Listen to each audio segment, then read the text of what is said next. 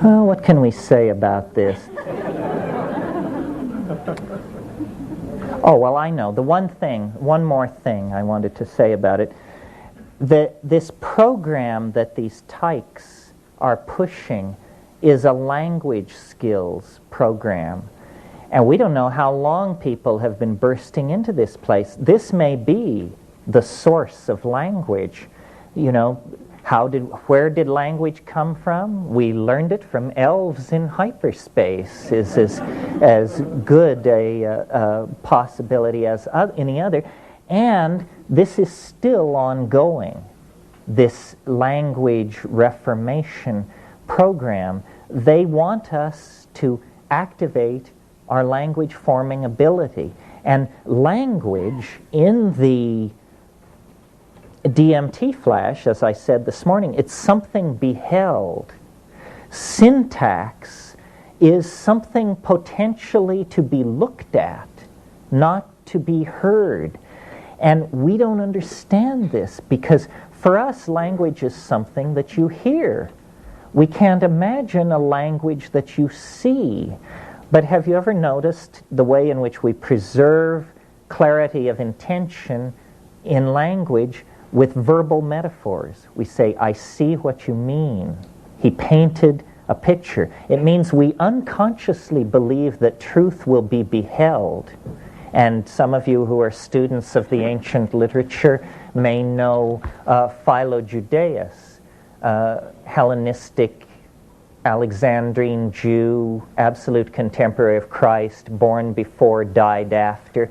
And in one of his treatises on the Logos, which he was always talking about, Philo-Judaeus presents an etymology of the word Israel, talking about the word Israel, and he says Israel means he who sees God. This is the meaning of the word Israel. And then he goes on to say, this he who sees God, he's talking about that, and he says, what would be the more perfect logos? Now, I should assume most of you know the logos was an informing voice, a voice in the head, which was the sine qua non of Alexandrian spirituality. Socrates had it, Plato had it, the logos. So Philo-Judaeus asks, what would be the more perfect logos? And then he answers his own question. He says the more perfect logos would go from being would go from being heard to being beheld without ever crossing over a noticeable moment of transition. Well, that is precisely what you encounter in deep psychedelic experiences and the DMT flash. You behold the logos. In the initiation of the experience, you don't behold it. You hear it. It sounds, in Michael Harner's wonderful phrase, like the sound of rushing water, or like the sound of tinkling bells. And it's very far away. And then it begins to come closer. You begin to form a picture of it in your mind the way you would form a picture of a Nepali marching band if you just heard it about a half mile away, and the pa, and it's getting bigger, coming closer. This is the elf parade, and when it finally comes into view, it actually goes, without ever passing over a noticeable moment of transition, from being heard to being seen, through the phenomenon of approach. You hear it before you see it, then you see it far away, then you see it very close, and when you see it very close, who cares what it sounds like, because you're seeing it. This more perfect logos is what the tykes, the spiritual helpers, want to teach. And I think that it's important to spend a little time on this, because I think this would have tremendous historical impact upon our situation if we could, by hook or by crook, create a more visible logos, a language which could be seen. You've probably all considered at some time or another, what would telepathy be like? And I think most people answer that question by thinking that telepathy would be for me to hear what you think. But how would it be if telepathy were for me to see what you mean? That's telepathy. If it puts you in the other guy's shoes, if you stand in the other person's shoes, you are the other person. To have a person's point of view is to be that person in regard to that single datum of experience. So I've spent time with virtual reality people and all these technical folks because I think that visual language is something that wants to be born. And it may be that can be technologically coaxed into existence, that we're going to have to wear goggles and have fast computer, or it may be that it can be physiologically coaxed into existence. There may be drugs which shift the processing of language from being an auditory phenomenon to being a visible phenomenon. Ayahuasca is an excellent candidate for this. If you spend time with the ayahuasca-taking populations in the Amazon, there's great stress in these populations on acquiring what's called an icaro. Icaro means magical song, and the icaro is a spontaneous chant-like song which comes to you during the intoxication. The thing that's interesting about these icaros is that they are critiqued as visual objects, not as sound. People never say of an icaro, it sounded beautiful. They always say, it looked lovely. And then people will say, but there should have been more blue. This kind of thing. It's clearly being criticized as a visual modality. Well, I think that these ayahuasca-using people are at the cutting edge of evolution. They are forcing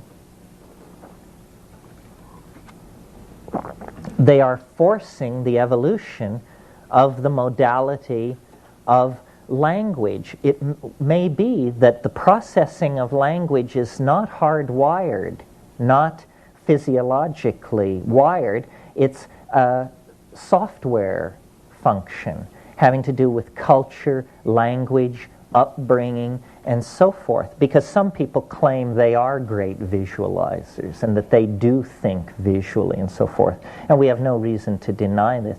So it may be that we are just a one gene or even an expression of gene ratio's difference away from an entirely different way of processing communication between each other. And this is what the New Age, the end of history, the anticipation of this great breakthrough that we can feel but not really outline is about.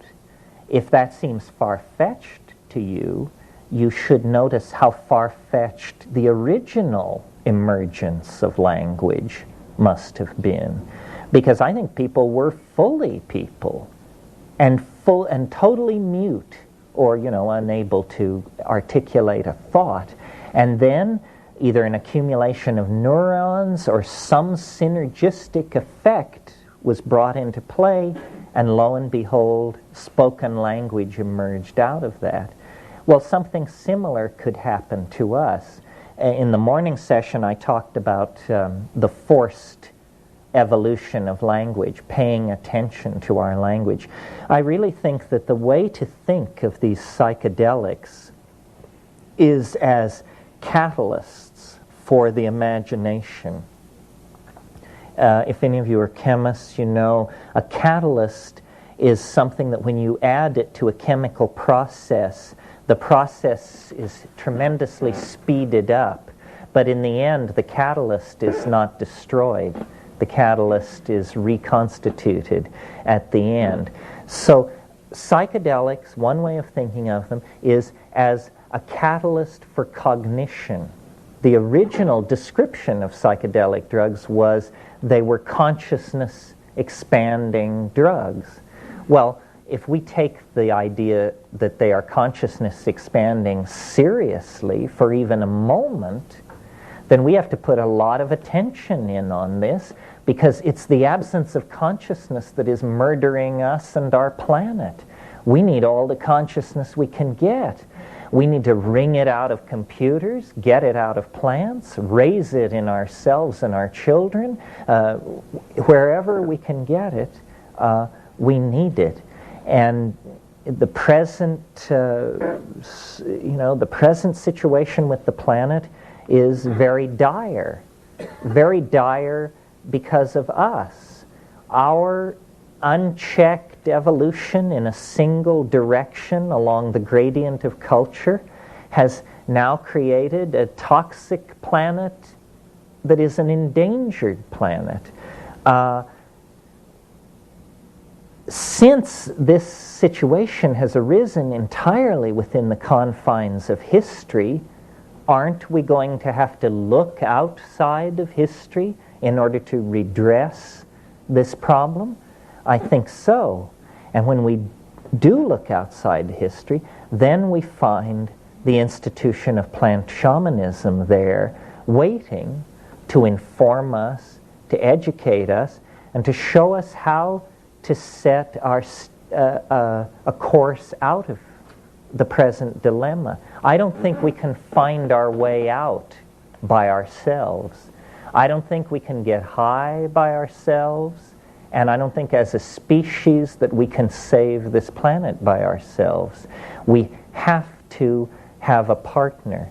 We have to get an ally into this situation. Just in closing and as an example, the mushroom has a tremendous problem-solving ability. And because we can talk to it, we can ask it questions. We can actually get a non-human perspective on human problems.